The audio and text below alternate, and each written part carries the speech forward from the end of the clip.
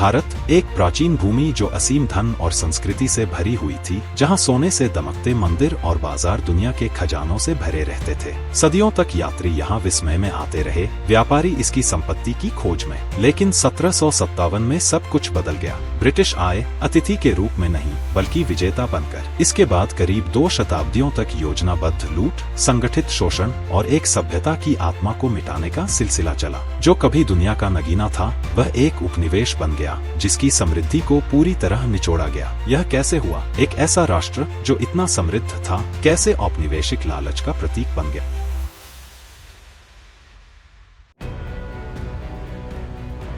17वीं सदी में भारत की संपत्ति से मुनाफा कमाने के लिए एक साधारण व्यापारिक संगठन के रूप में ब्रिटिश ईस्ट इंडिया कंपनी की स्थापना हुई। 1600 में जन्मी यह कंपनी मसाले, वस्त्र और विलासिता की वस्तुएं ब्रिटेन ले गई, जिससे ब्रिटिश अर्थव्यवस्था और महत्वाकांक्षा को बल मिला। लेकिन ईस्ट इंडिया कंपनी के लिए व्यापार तो बस शुरुआत थी। समय के साथ वे व्यापारी से शासक बन गए और एक पूरे राष्ट्र की किस्मत को बदल दिया। इस बदलाव का निर्णायक पल 1757 में आया, जब प्लासी का युद्ध हुआ। रॉबर्ट क्लाइव के चतुर नेतृत्व में ब्रिटिश ने बंगाल में एक निर्णायक जीत हासिल की, शक्ति से नहीं बल्कि षड्यंत्र से। मीर जाफर, जो बंगाल के नवाब सिराजुद्दौला का विश्वासपात्र था, को अपने नेता के खिलाफ विश्वासघात करने के लिए रिश्वत दी गई। यह विश्वासघात ब्रिटिशों के लिए बंगाल, भारत के सबसे समृद्ध प्रांत पर नियंत्रण स्थापित करने का कारण बना। यह उपनिवेशवाद के प्रभुत्व की शुरुआत थी। 1765 तक ईस्ट इंडिया कंपनी ने दीवानी अधिकार हासिल कर लिए। बंगाल, बिहार और ओडिशा में टैक्स वसूलने की असीमित ताकत। यह साधारण कर प्रणाली नहीं थी, यह शोषण का एक उपकरण था,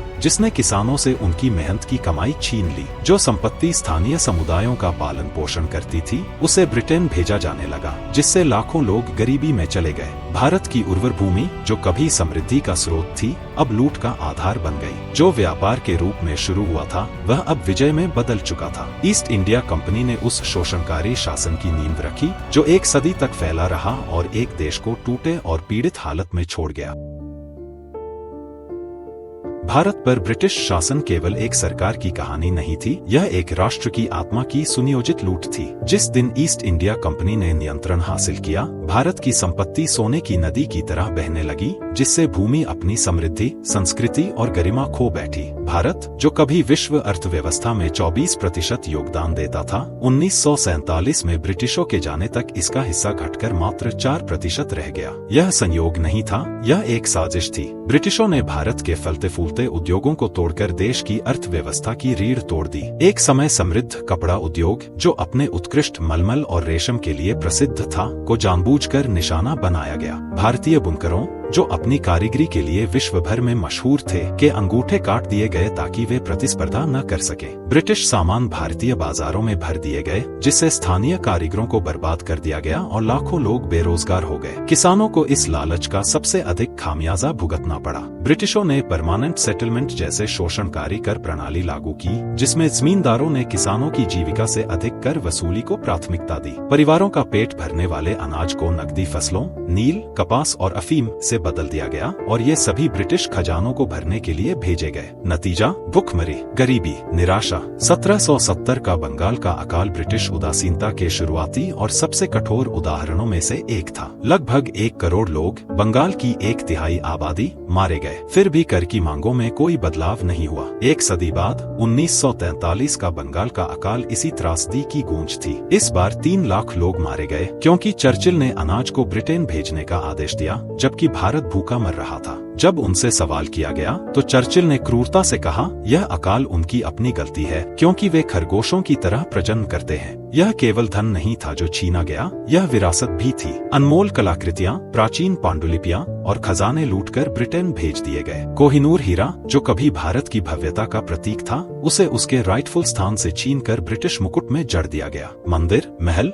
और किले लूट लिए गए और उनके खजाने अब विदेशी संग्रहालयों में उपनिवेशवादी अहंकार के प्रतीक के रूप में प्रदर्शित होते हैं। और भारत के सैनिकों का क्या? प्रथम विश्व युद्ध में 1 करोड़ 30 लाख से अधिक भारतीय सैनिकों ने ब्रिटिशों के लिए लड़ाई लड़ी, यह मानते हुए कि उनके बलिदान से उनकी मातृभूमि को स्वतंत्रता मिलेगी। इसके बजाय उन्हें टूटे वादे और धोखे मिले। युद्ध के बाद उनकी वापसी जलियांवाला बाग हत्याकांड के साथ हुई, एक क्रूर याद दिलाने वाला कि भारतीय जीवन ब्रिटिश शासन के लिए कितना महत्वहीन था। ब्रिटिशों ने केवल जमीन का शोषण नहीं किया, उन्होंने समाज को भी तोड़ा। डिवाइड एंड रूल नीति ने धार्मिक और जातिगत विभाजन को गहरा कर दिया, ऐसे विभाजन जो आज भी भारत को परेशान करते हैं। यह शासन नहीं था, यह चोरी थी, यह विनाश था, यह उस सभ्यता का अपमान था जो कभी दुनिया का गहना थी। और जैसे जैसे ब्रिटिश साम्राज्य समृद्ध हुआ, भारत गरीब होता गया, उसके लोग अपनी ही भूमि में भिखारी बन गए। भारत पर ब्रिटिश शासन की कहानी केवल इतिहास नहीं है, यह एक घाव है जो आज भी बह रहा है। एक लुटा हुआ राष्ट्र,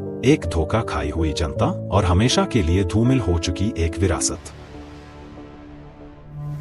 भारत पर ब्रिटिश शासन की कहानी केवल प्रशासन की नहीं, बल्कि योजनाबद्ध लूट की है। एक ऐसा सोचा समझा षड्यंत्र जिसमें 2 शताब्दियों तक धन, संस्कृति और संपत्ति चुराया गया। कोहिनूर हीरा, भारत की भव्यता का प्रतीक, इस लूट का सबसे स्पष्ट उदाहरण है। जो कभी मुगल सम्राटों के मयूर सिंहासन को सुशोभित करता था, उसे पंजाब के विलय के बाद ब्रिटिशों ने ले लिया और बाद में इसे ब्रिटिश ताज में जड़ा गया। लेकिन कोहिनूर केवल शुरुआत थी। भारत के मंदिर, किले और महलों को उनकी संपत्तियों के लिए लूटा गया। सोना, रत्न और अमूल्य धरोहरों को चुरा कर ब्रिटेन भेजा गया। ये धरोहरें, जो पवित्र और ऐतिहासिक थीं, आज विदेशी संग्रहालयों में रखी हैं, अपने संदर्भ और महत्व से अलग औपनिवेशिक घमंड के ट्रॉफी के रूप में प्रदर्शित की गई। आर्थिक शोषण उतना ही विनाशकारी था। भारतीय किसानों से वसूले गए कर केवल उन्हें दबाने के लिए नहीं, बल्कि ब्रिटिश साम्राज्य की महत्वाकांक्षाओं को पूरा करने के लिए उपयोग किए गए। भारतीय धन ने नेपोलियन युद्ध, अफ्रीका में ब्रिटिश अभियानों और यहाँ तक कि ब्रिटिश बुनियादी ढांचे जैसे रेलवे के निर्माण को वित्त पोषित किया, जो भारत के लाभ के लिए नहीं,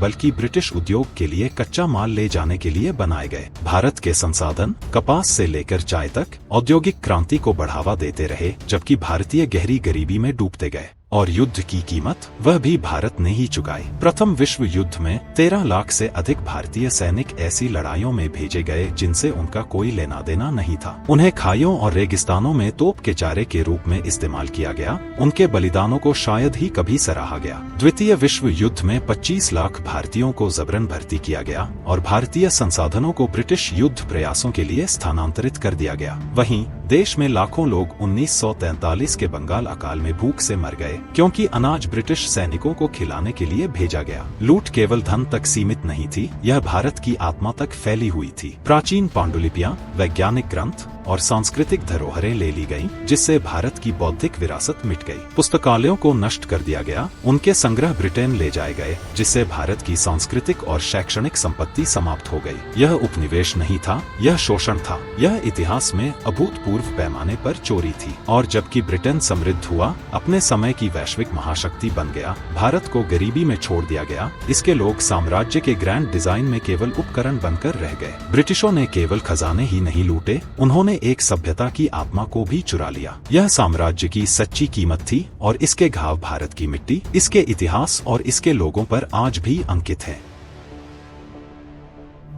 ब्रिटिश शासन ने सिर्फ भारत की संपत्ति को नहीं लूटा, इसने भारतीय समाज और संस्कृति की जड़ों पर प्रहार किया, विभाजन और निराशा की एक विरासत छोड़ दी। भारत की प्राचीन शिक्षा प्रणाली, जो कभी वैश्विक प्रशंसा का केंद्र थी, को योजनाबद्ध तरीके से नष्ट कर दिया गया। गुरुकुल और मदरसे, जो विद्वानों को तैयार करते थे और भारत की बौद्धिक परंपराओं को संरक्षित रखते थे, उनकी जगह ब्रिटिश स्कूलों ने ले ली। सन 1835 में थॉमस मैकॉले के कुख्यात मिनट ऑन इंडियन एजुकेशन ने भारत के पारंपरिक ज्ञान को बेकार घोषित किया और अंग्रेजी को स्थानीय भाषाओं की जगह देने की वकालत की। यह शिक्षा नहीं, बल्कि ब्रेन वॉशिंग थी। पीढ़ियों को सिखाया गया कि उनकी अपनी संस्कृति और इतिहास हीन है, और एक अंग्रेजी शिक्षित वर्ग तैयार किया गया जो केवल साम्राज्य की सेवा करे। रंगभेद ब्रिटिश शासन के हर पहलू में घुसा हुआ था। भारतीयों को सार्वजनिक स्थानों पर अलग थलग रखा गया। रेलवे डिब्बों, क्लबों और कार्यालयों पर ऐसे बोर्ड लगे होते थे जिन पर लिखा होता था, भारतीय और कुत्तों का प्रवेश वर्जित। ब्रिटिश नौकरशाही ने भेदभाव को संस्थागत रूप दिया। ऊंचे पद केवल यूरोपियनों के लिए सुरक्षित रखे गए, जबकि भारतीयों को अधीनस्थ भूमिकाओं में सीमित कर दिया गया। सेना में भारतीय सैनिक, सिपाही एक साधन के रूप में उपयोग किए गए, जिन्हें साम्राज्य के लिए लड़ने के बावजूद सम्मान और पहचान से वंचित रखा गया। ब्रिटिशों ने केवल भारत का शोषण नहीं किया, उन्होंने इसे विभाजित कर दिया। डिवाइड एंड रूल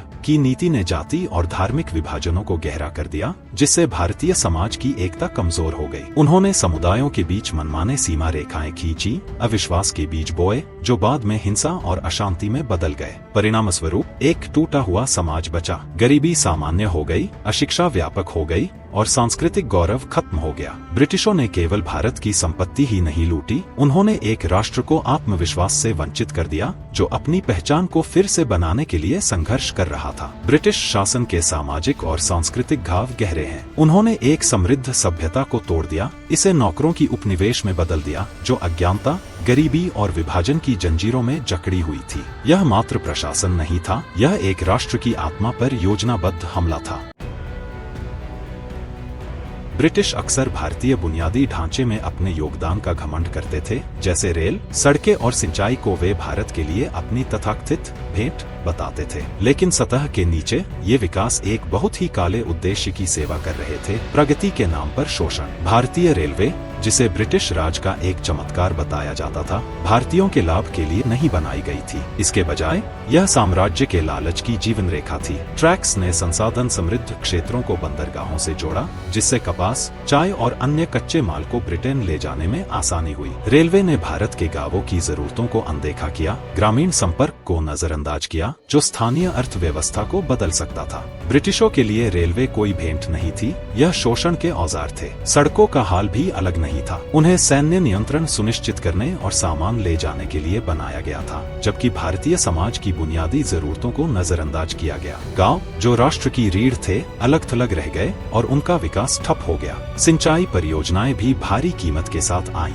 जबकि उन्होंने ब्रिटिश स्वामित्व वाले बागानों को पानी पहुंचाया, जहां नील और कपास जैसे नकदी फसलें उगाई जाती थीं। भारतीय किसान अकाल और पानी की कमी से जूझते रहे। ये प्रणाली राष्ट्र को भोजन देने के लिए नहीं बनाई गई थी, ये साम्राज्य के खजाने भरने के लिए बनाई गई थी। ब्रिटिशों ने भारत के लिए नहीं बनाया, उन्होंने अपने लिए बनाया। बुनियादी ढांचा उदारता का संकेत नहीं था, बल्कि शोषण का एक उपकरण था, जिसने भारत को अपने ही उत्पीड़न की कीमत चुकाने के लिए मजबूर कर दिया।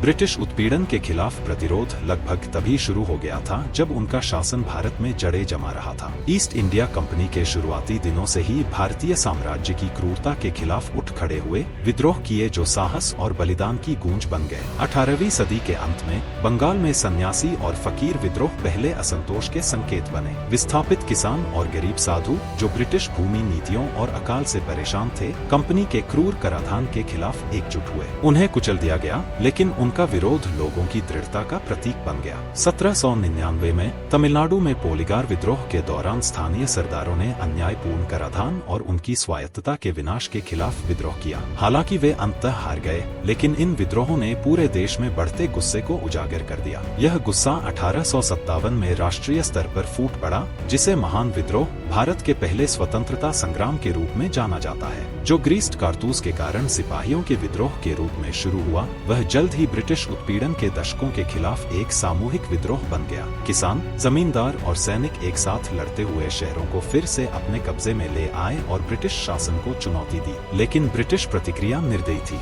गांवों को जला दिया गया, हजारों लोगों का नरसंहार किया गया और रानी लक्ष्मीबाई और तात्या टोपे जैसे नेता शहीद हो गए। दिल्ली की सड़कों पर खून बहा और बहादुर शाह जफर, आखिरी मुगल बादशाह, को निर्वासित कर दिया गया, जिससे एक युग का अंत हो गया। 1857 के बाद का परिणाम विनाशकारी था। ब्रिटिशों ने अपनी पकड़ मजबूत कर ली, ईस्ट इंडिया कंपनी को भंग कर दिया और भारत को सीधे क्राउन के अधीन कर दिया। आर्थिक शोषण बढ़ गया और विभाजन के बीच जाति, धर्म और क्षेत्र को गहरा किया गया ताकि भविष्य में एकता न हो। लेकिन प्रतिरोध मरा नहीं। दादा भाई नौरोजी जैसे नेता उभरे, जिन्होंने धन की निकासी, कैसे ब्रिटिश नीतियों ने भारत को गरीब बनाकर ब्रिटेन को समृद्ध किया, को उजागर किया। बाल गंगाधर तिलक, गोपाल कृष्ण गोखले और अन्य नेताओं ने राष्ट्रवादी आंदोलन शुरू किए, जो स्वशासन की मांग कर रहे थे। स्वराज, स्वशासन की गूंज पूरे देश में फैल गई। ये विद्रोह और आंदोलन केवल लड़ाइयां नहीं थे, वे भारत की अडिग भावना का प्रमाण थे। नरसंहारों, विश्वासघातों और कठिनाइयों के बावजूद भारतीयों ने अपनी स्वतंत्रता के लिए लड़ना बंद नहीं किया। हर विद्रोह, हर विरोध औपनिवेशिक उत्पीड़न की जंजीरों को तोड़ने की ओर एक कदम था। प्रतिरोध उस राष्ट्र की धड़कन बन गया जिसने झुकने से इनकार कर दिया।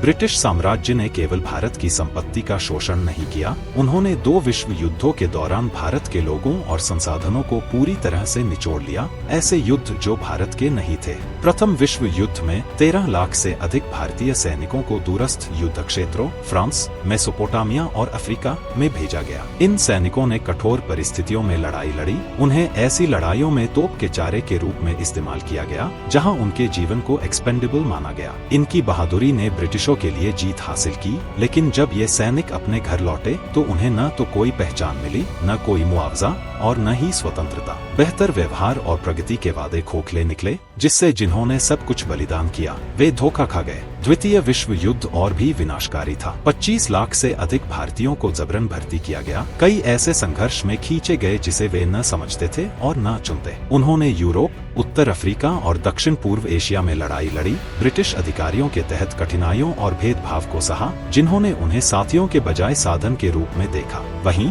भारत में स्थिति भयानक थी। संसाधनों को ब्रिटिश युद्ध मशीन को खिलाने के लिए मोड़ दिया गया, जिससे भारत भूख से तड़पता रहा। 1943 का बंगाल अकाल इस शोषण के सबसे काले अध्यायों में से एक था। जब लाखों भारतीय भूख से मर रहे थे, अनाज ब्रिटिश सैनिकों को खिलाने के लिए विदेश भेजा जा रहा था। जब सवाल उठे तो विंस्टन चर्चिल ने क्रूरता से अकाल के लिए भारतीयों को दोषी ठहराया, यह कहते हुए कि वे खरगोशों की तरह प्रजनन करते हैं। 3 लाख लोगों की मौत भूख से नहीं बल्कि ब्रिटिश उपेक्षा और लालच के कारण हुई। भारत के लिए ये युद्ध सम्मान या वीरता के लिए नहीं थे, यह पहले से ही उपनिवेशवाद से टूटे हुए देश पर थोपी गई बलिदान की कहानी थी। जहां ब्रिटेन वैश्विक मंच पर एक विजेता के रूप में उभरा, वहीं भारत ने खून, भूख और निराशा की कीमत चुकाई। ये युद्ध साम्राज्य की अमानवीयता की एक कठोर याद दिलाते हैं, एक प्रणाली जो भारत को एक राष्ट्र के रूप में नहीं बल्कि एक शोषणीय संसाधन के रूप में देखती थी। लगभग 2 शताब्दियों के औपनिवेशिक उत्पीड़न के बाद ब्रिटिश साम्राज्य की पकड़ भारत पर कमजोर होने लगी। यह उनकी अंतरात्मा से नहीं बल्कि भारतीय लोगों के अटूट प्रतिरोध से हुआ। भारतीय स्वतंत्रता आंदोलन, जो असाधारण नेताओं के नेतृत्व में था, एक ऐसी ताकत बन गया जिसे ब्रिटिश अब रोक नहीं सकते थे। महात्मा गांधी के अहिंसक प्रतिरोध ने साम्राज्य की नींव हिला दी। दांडी मार्च से लेकर भारत छोड़ो आंदोलन तक गांधी ने लाखों लोगों को शांतिपूर्ण विरोध में एकजुट किया, यह साबित करते हुए कि ब्रिटिश ताज की ताकत एक दृढ़ राष्ट्र के संकल्प के सामने टिक नहीं सकती। सुभाष चंद्र बोस ने इंडियन नेशनल आर्मी के साथ संघर्ष में एक उग्र और सशस्त्र दृष्टिकोण जोड़ा, विदेशी भूमि पर ब्रिटिश अधिकार को चुनौती दी। जवाहरलाल नेहरू और सरदार वल्लभ भाई पटेल जैसे नेताओं ने एक स्वतंत्र भारत की नींव रखने के लिए अथक प्रयास किया, लेकिन ब्रिटिश आसानी से नहीं गए। द्वितीय विश्व युद्ध से कमजोर, बढ़ते आर्थिक दबावों का सामना करते हुए और अपने क्रूर शासन के लिए अंतर्राष्ट्रीय आलोचना झेलते हुए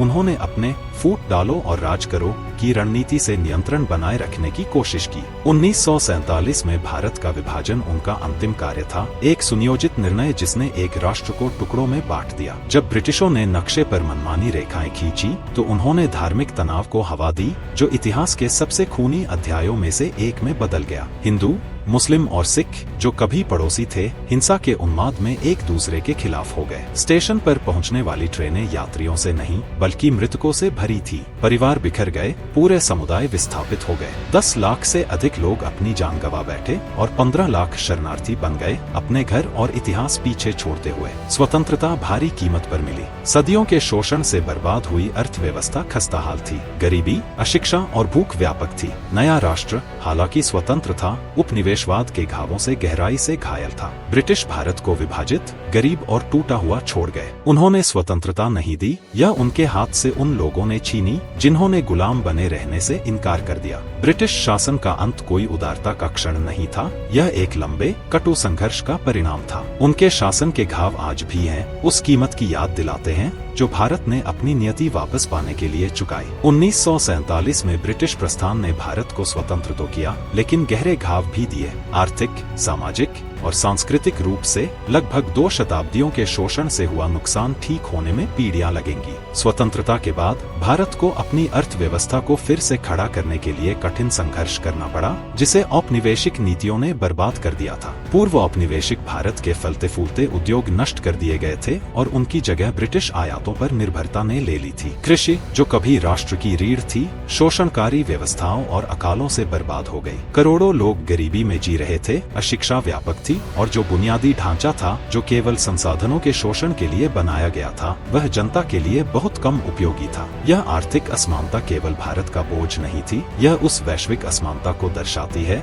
जिसे उपनिवेशवाद ने स्थायी बना दिया। भारत जैसे उपनिवेशों से निकाला गया धन यूरोप की समृद्धि का कारण बना, लेकिन एक ऐसी दुनिया छोड़ गया जहां तराजू हमेशा उपनिवेशकों के पक्ष में झुके रहे। क्षतिपूर्ति पर बहस आज भी जारी है। इतिहासकार और राजनेता शशि थरूर ने प्रसिद्ध रूप से तर्क दिया कि ब्रिटेन को भारत को मुआवजा देना चाहिए, केवल उस धन के लिए नहीं जो उसने चुराया, बल्कि उन लाखों लोगों के लिए जिन्होंने उनके शासन के दौरान कष्ट झेले और अपनी जान गंवाई। भले ही मौद्रिक क्षतिपूर्ति उस नुकसान की भरपाई कभी पूरी तरह से न कर सके, यह बातचीत एक अटल सच्चाई को उजागर करती है। उपनिवेशवाद की विरासत आज भी दुनिया को आकार देती है। सांस्कृतिक रूप से भारत ने केवल अपने खजाने ही नहीं बल्कि अपनी ज्ञान प्रणालियों और परंपराओं को भी खो दिया। प्राचीन ग्रंथ, विज्ञान और कला या तो लूट लिए गए या नष्ट कर दिए गए। स्वदेशी शिक्षा प्रणालियों को नष्ट कर दिया गया और उनकी जगह ब्रिटिश ढांचे ने ले ली जो स्वदेशी गौरव को कमजोर करने के लिए डिजाइन किए गए थे। ब्रिटिश शासन की विरासत केवल इतिहास नहीं है, यह इस बात की डरावनी याद दिलाती है कि कैसे लालच और शोषण पूरे देशों को बर्बाद कर सकता है। आज भी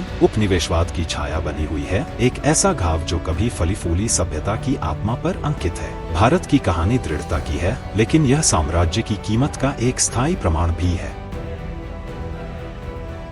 भारत एक ऐसा देश जो कभी अपनी भव्यता और समृद्धि के लिए जाना जाता था, लगभग 2 शताब्दियों के औपनिवेशिक शोषण के कारण गरीबी और विभाजन में बदल गया। ब्रिटिश 1947 में चले गए, लेकिन उनके शासन के घाव आज भी इस राष्ट्र की आत्मा में अंकित हैं। मंदिरों को लूटा गया, उद्योगों को नष्ट कर दिया गया और अकाल और युद्ध में लाखों लोगों की जान चली गई। यह साम्राज्य की असली कीमत थी। फिर भी उत्पीड़न की राख से भारत उठा, अपने लोगों की दृढ़ता का एक प्रमाण। लेकिन दुनिया को यह कभी नहीं भूलना चाहिए, उपनिवेशवाद कोई उपहार नहीं था, यह अभूतपूर्व पैमाने पर की गई चोरी थी। औपनिवेशिक भारत की कहानी केवल इतिहास नहीं है, यह एक चेतावनी है, एक सबक है उन कीमतों का जो उन लोगों ने चुकाई जिन्हें चुप कराया गया, लूटा गया और शोषित किया गया।